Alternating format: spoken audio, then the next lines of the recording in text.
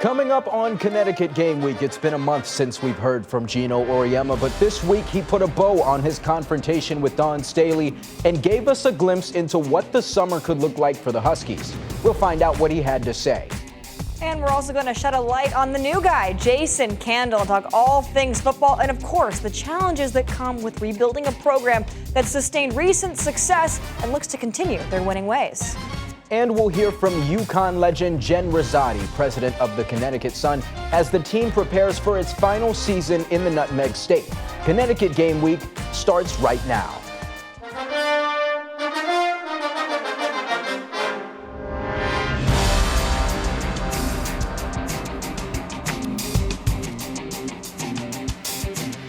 They're the same people that at the end of last year said I was the greatest coach that ever lived. So I'm not sure I'm that. And I'm not sure I'm anything near to what probably was said. So, come on. Oh, come on. We heard a lot about Geno Auriemma over the past month, but we hadn't actually heard from him until now. So, of course, he expressed himself in a way that only Geno can. Welcome into Connecticut Game Week, everyone. I'm Alexa Harley. And I'm Sean Humphrey, and like Alexa said, it's the first time we've heard from him since the Final Four and the infamous confrontation with South Carolina's Hall of Fame head coach Dawn Staley. Since then, we've seen statements from both parties who have expressed a desire to move past it. Still, Auriemma's visited that moment one final time. He says he looks at it as one of those boneheaded things we all do sometimes. You do things on the spur of the moment sometimes, but they usually come from things that have been building up for quite some time. So when I walked in the locker room afterwards with the coaches, it was, you're just shaking your head going, 5 more seconds. You couldn't keep it in for 5 more seconds. So, you just feel like a dumb, for the way it played out.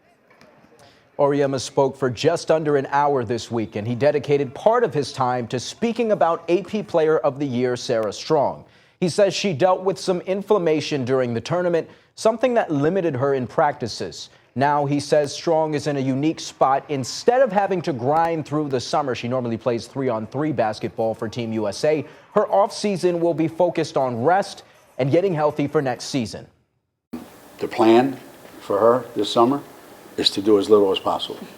This will be the first summer probably since junior year in high school where she's going to have the entire summer off. Not do anything. No USA basketball, no 3-on-3, no going to training camps, 5-on-5. So she's turned down pretty much every single thing. Well, year one in stores was pretty exciting, I think, to say the least, for Braylon Mullins, right? There was a lot of hype circling him before he even stepped foot onto the Husky hardwood. Then he dealt with a pretty tough ankle injury that kept him sidelined for the first part of the regular season.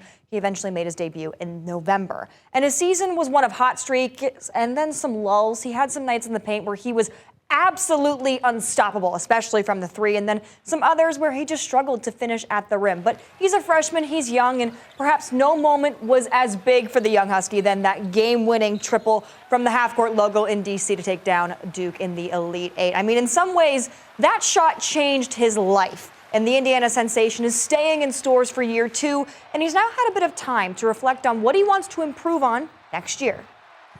Yeah, I think just getting stronger day by day. I think that's just the first step for me, and then just in the gym every day, stay consistent, and just work on all the things that was inconsistent this year. Just finishing at the rim, I think just making plays for everybody. And I think those 3 things, just being able to find myself better in the offense. I mean, I had so much fun last year. I mean, the tournament, it was an experience, especially getting back to Indy.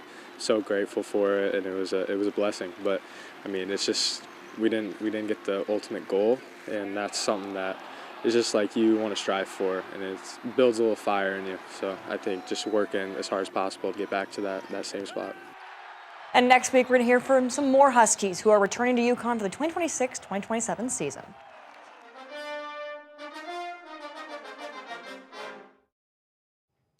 She's a leader in the dugout for the reigning state champion Cheshire Rams, and with a batting average north of 400, you'll be glad to know Jordan McHugh is committed to play her college ball at UConn. And while our Top Dogs team chases its second consecutive state title, one can be sure she'll bring her grit and competitiveness with her to Storrs.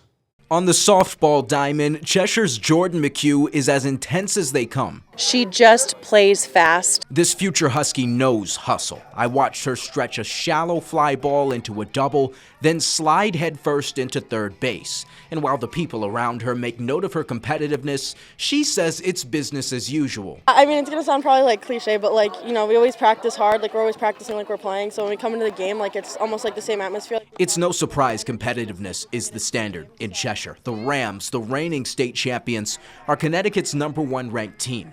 But it took some resilience to get here. 2 years ago, Cheshire lost in the state final in the 10th inning by a single run. Last season, the team bounced back to win the state championship.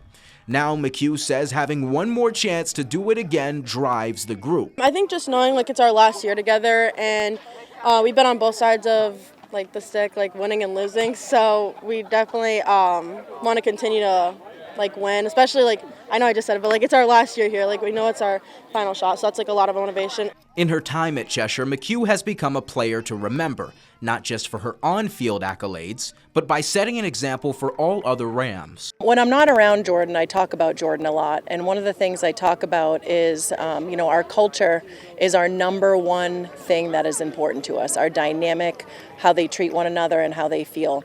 Jordan has been at the forefront and leader of that culture for the last 3 or 4 years. Now becoming a Husky is something McHugh looks forward to.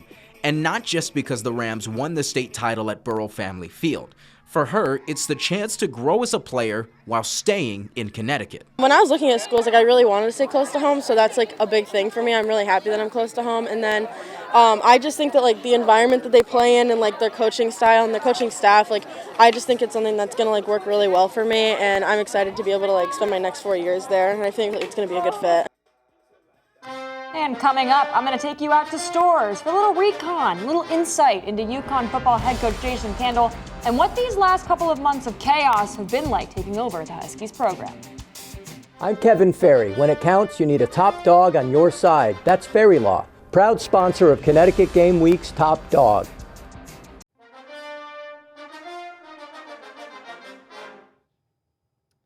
Our Best in Show starts in grand fashion with the Grand Salami from Jackson Marshall. It's his second Grand Slam of the season in consecutive weeks, mind you, and his 13th home run overall. The blast helped the Huskies beat East Tennessee State 4-3. And that big win for the Huskies was one for the record books. Coach Jim Penders racked up his milestone 800th career victory. Penders has guided UConn for 23 seasons and is a 5-time Conference Coach of the Year. And last but certainly not least, UConn sophomore Kat Pettis is Big East Player of the Year. She led the conference in doubles, home runs, and RBI. And the Husky shortstop is the 7th player in program history to win this prestigious award.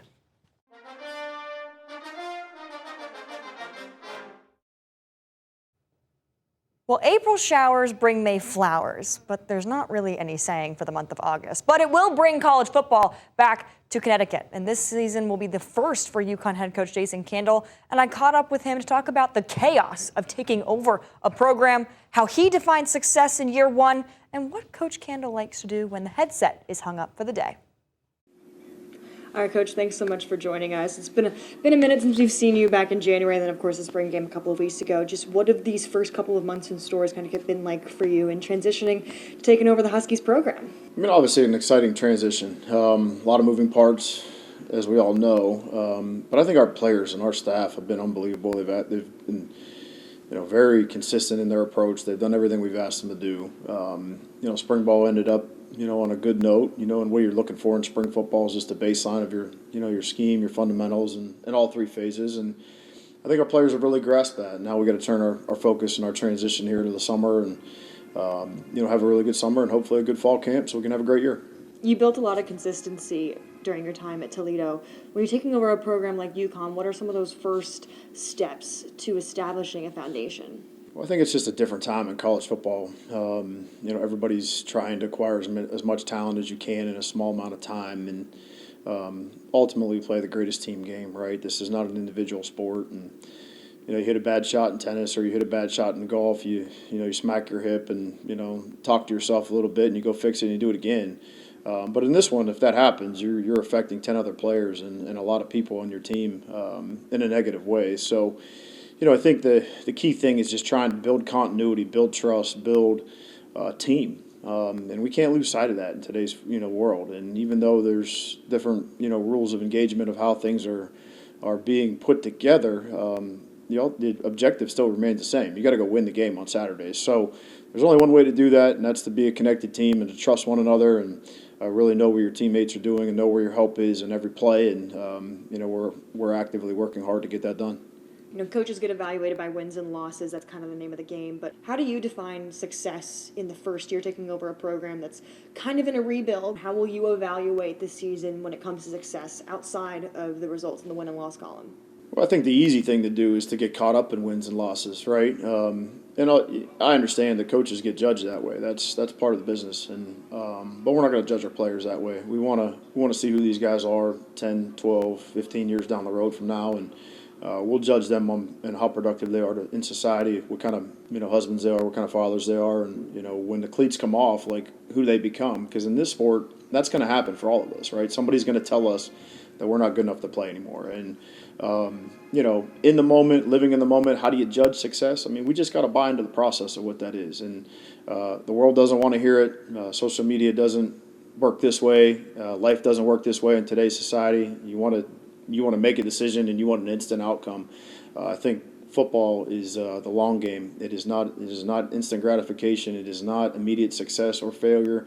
It's playing the long game. It's very process driven, and I think that if we can do that, we'll end up in a good place. Obviously, coaching college football is a full-time job. It is every single day of the year. But when you're not here and you're not looking at schematics and wearing the headset, what does Coach Kendall like to do? Man, great question. Family's in the process of moving here now, but it's been a fast-paced few months here. Not been a lot of downtime. You're going 1,000 miles an hour. You're trying to get everything done as soon as you possibly can get it done. You want immediate answers. You want immediate outcomes. And I think that's just kind of the nature of the beast. But, sometimes I'll get out on the golf course if I can do it. The snow here was a little maybe longer than maybe what I was told when I got here. But, now that this long winter is behind us, we'll try to find a way to get out there. And then, try to get my family here and get involved with youth sports with my kids the best I can in the time that we do have that's free. Coming up, we'll catch up with a UConn legend. Connecticut Sun team president Jen Rizzotti talks to us about the organization's move to Houston next season as the WNBA's regular season looms. Don't go anywhere. More Connecticut Game Week right after this. Connecticut Game Week Best in Show is sponsored by New Balance of South Windsor and Avon.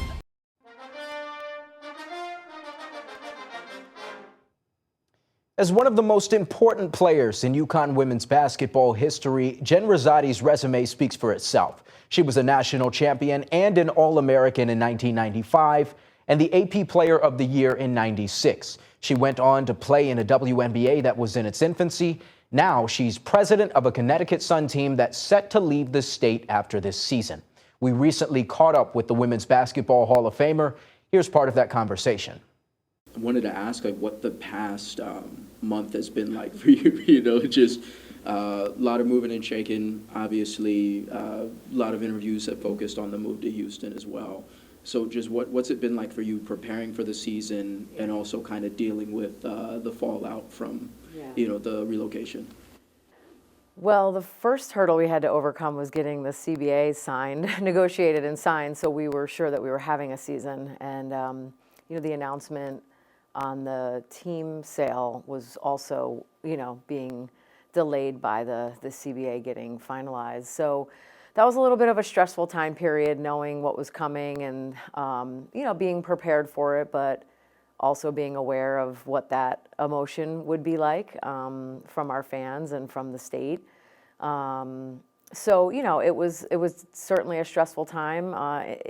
Also, at the same time, we're worrying about free agency draft and expansion draft all being condensed in a 10-day window. So to say the least, Morgan and I were super busy for about 3 weeks to try to get the news out, the reaction to the news, but also to get our focus where it needed to be, which is on this 26th season and making sure it's the best that we can have it be, and truly special for our players, our fans, and all the people that have supported us. I'd imagine it hits different from you because you're, from Connecticut, coached here a long time, played here. Yeah. So what's it like for you to, not just prepare for the season, but to, again, just deal with all of that, and this is home? Yeah, certainly not typical team president in terms of investment in location. I think, when I took this role, the biggest reason was because it was back here in my home state, and I knew what the people of Connecticut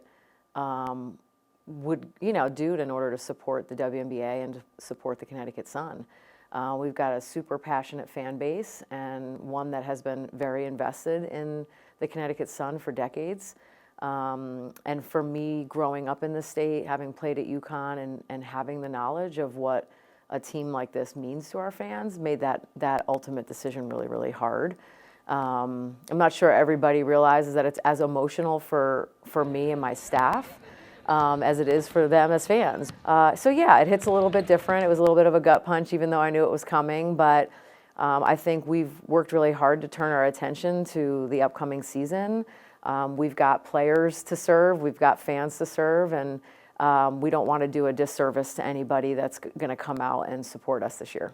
Quick pit stop back at UConn. Was wondering, are there any Geno-isms that you kind of carried with you throughout your career coaching, and then now obviously being the team president here? Yeah, I do think a lot about how my time at UConn really molded who I became as a leader, and obviously that's evolved in the last few decades as I went from coaching into the front office. But I think honestly, just the authentic connection to people is what I think has really driven my success, and that came from knowing that that's where UConn's culture starts, right? Is authentic connection, real relationships. Knowing that being honest and truthful with people is really showing them that you care about them and wanting to get the best out of them through, setting high standards, but also being vulnerable and authentic. And so I learned from Geno that if you can make those connections and you can build those relationships, that your leadership of those people is going to go a lot further. And I think that's what he does better than anybody in the country is motivate and lead and connect. And so I've really tried to make sure that in my lifetime that those are pillars that I lead with. And it's led to a lot of really great connections in my time and a lot of great experiences. Well, still to come, do you ever wonder what it takes to be a rower? Well, a pair of seniors, two twins, actually are going to take us behind the scenes from the early mornings to the grueling regatta. And getting there, you won't believe what happened. That's next on Connecticut Game Week.